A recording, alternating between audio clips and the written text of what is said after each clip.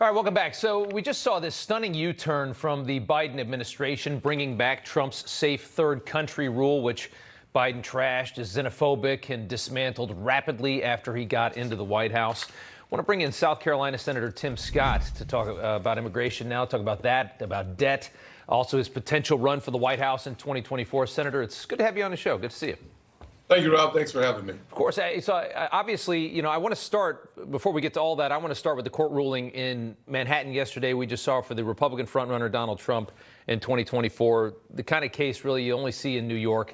The victim couldn't even remember the year. Still, they got him liable on a couple of things, but not rape.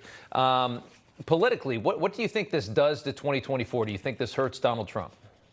No, the voters will be the decision makers in 2024. And so everyone who decides to put their name on the ballot, put their name in a hat, should have an opportunity to make their case to the American people. The one thing we'll do, hopefully coming up soon, is to talk about why America can do for anyone what she has done for me, and talk about restoring hope, creating opportunities, and protecting the America that, Rob, you and I both love. Right. I mean, you're obviously watching. What are you watching politically before you make a decision? As I've continued the Faith in America tour, the one thing I'm asking voters is, do you have an appetite for an optimistic, positive message as long as you have backbone and it's anchored in consistently conservative principles? And the answer so far is they're very open to that conversation. So I'm excited about where we are. I look forward to making a major announcement in less than 2 weeks now. Less than 2 weeks. Okay. All right. Fair enough. I want to talk about the border here for a second. Yes. This huge flip. They're going to replace Title 42 with Safe Third Country is what it seems like they're going to do. They realize they have to secure this thing somehow. They can't just dismantle it. It's probably too politically expensive for them. You're introducing a bill on Title 42. Tell us about that. Yeah, the bill just continues the Title 42 concept by looking at the health emergency that is fentanyl. Americans are outraged by the abdication of responsibility of President Biden. I can't think of any better way to make America safer than to close our southern border. One of the ways that we move in that direction is my legislation that would continue Title 42 because of the current healthcare crisis, which is fentanyl, not COVID, but fentanyl.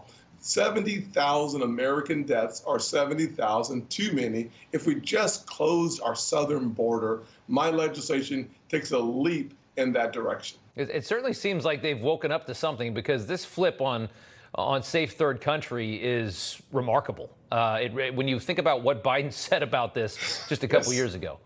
There's no doubt that what worked before will work now, but it may be a little too late. If you think about, in the last 2 years, 6 million plus crossings, eliminating Title 42 even is a 50% increase. Yeah. America, we can't take it. Talking to the governor of Texas, Governor Abbott, 13,000 more folks coming through our border, all across the border. It's just devastating states around this nation. Every county is a border county right now. Right. And if you say you don't want an open border, they call you a racist. I want to move on to the debt ceiling. You've got Biden and Speaker McCarthy resuming talks on Friday. McConnell now says he's confident there's going to be a deal. Here was the president today in Westchester County, New York. Take the funding that how we fund government back to what the levels were in 2022. The Republican bill would put 21 million people at risk of losing Medicaid. The Republican plan would cut federal law enforcement officers, 30,000, including 11,000 FBI agents, 2,000 border agents, DEA agents, and so on. They would cut 30 million veterans' health care visits. This amounts to a $22 billion cut in veterans' health care. So, this is the game that they play. We have to be able to spend $2 trillion more than we bring in every year, or else, you're going to fire all these people and the whole world's going to go chaos. The whole country's going to go chaos. I mean, how do you respond to that? You don't. You just realize that he is posturing for politics. It has nothing to do with handling the actual financial crisis we have as a nation. $31 trillion of debt, 98,000 per person. You've got to cut spending. There's no question about that. And there's ways to do that. I got to say, though, I'm a little worried that McConnell is saying that he's so confident that there's going to be a deal. I'm worried that the Senate is going to roll over and just open up the checkbook on this thing. Well, Rob, the good news is there's 42 other senators plus myself who's already signed a letter saying that we will not accept a clean increase in the debt ceiling. It is not in America's best interest. $1.2 trillion deficit last cycle, $2 trillion this fiscal year.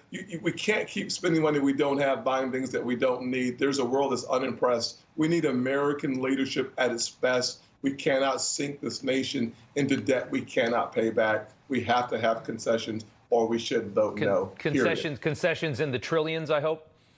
Well, there's the House passed plan, which I would say we should just take it and pass it. Yeah. Would provide $4.7, $4.8 trillion over a 10-year period of time. But just follow my mama. Yeah. My mother worked 16 hours a day. She understood that there was dignity in work. Let's restore actual work requirements and the benefits. That would reduce spending by itself. Final question before I let you go. You say you're going to make a major announcement in 2 weeks. I think we all get it. If you run, if you don't get the nomination, will you support whoever it is, even if it's Donald Trump? Absolutely. Listen, all Republicans will do a better job leading our country than, frankly, anyone else. But the good news, I won't have to make that decision because if I'm in the race, I'm in to win. Yeah. I got a wheelbarrow in my garage that'll do a better job running this country than the guy who's doing it now. Senator Tim Scott, always good to have you, sir. We appreciate your time. God bless you.